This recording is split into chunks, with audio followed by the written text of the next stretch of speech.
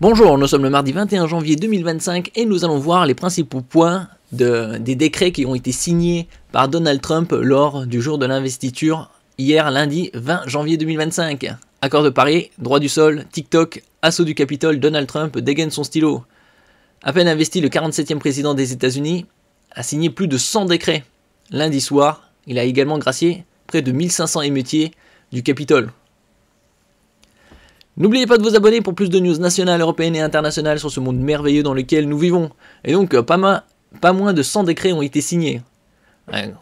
Dans le viseur immigration illégale, inflation et énergie. Il a également venu au secours de TikTok et des émeutiers du Capitole. Bon, ça c'était déjà il y a 5 ans. Les États-Unis vont quitter les accords de Paris et l'OMS, Organisation mondiale de la santé. Et donc, en ce qui concerne les accords de Paris, ils vont rejoindre l'Iran, la Libye et le Yémen, comme les seuls pays non signataires. Assez curieux de ce quatuor.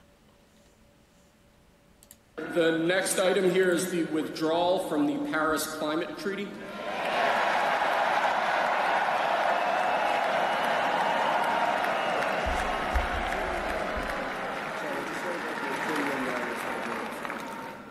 Yes, sir.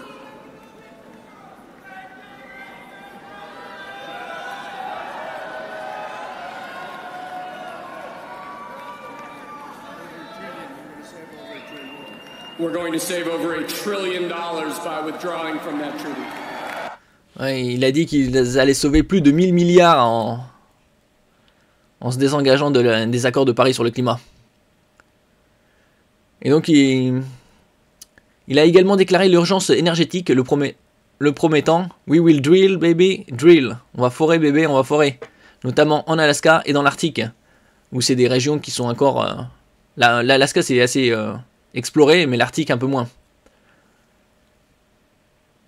Les États-Unis vont également quitter prochainement l'Organisation mondiale de la santé, ce qui pourrait compliquer la coopération internationale en cas de pandémie.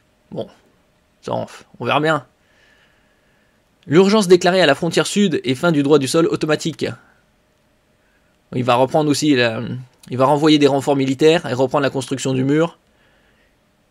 Et il va mettre fin au droit du sol automatique pour les enfants nés aux États-Unis de parents arrivés illégalement. Ce qui devrait faire l'objet d'une bataille judiciaire féroce sur l'interprétation du 14e amendement de la Constitution américaine.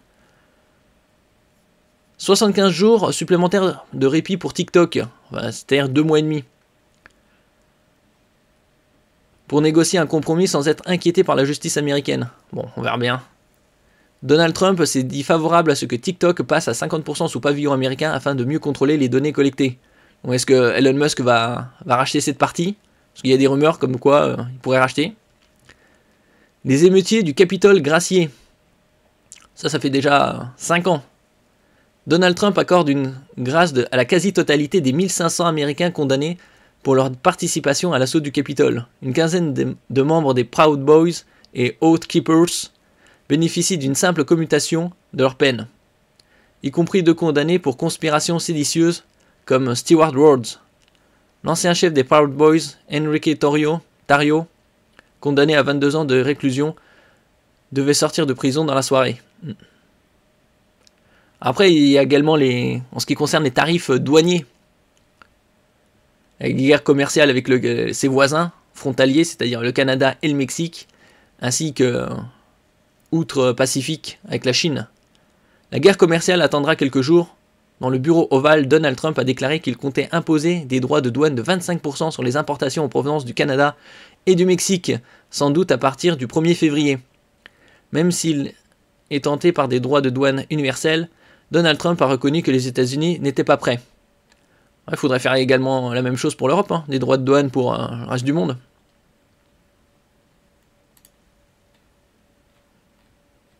Donc c'était les principales infos en ce qui concerne les décrets signés par Donald Trump.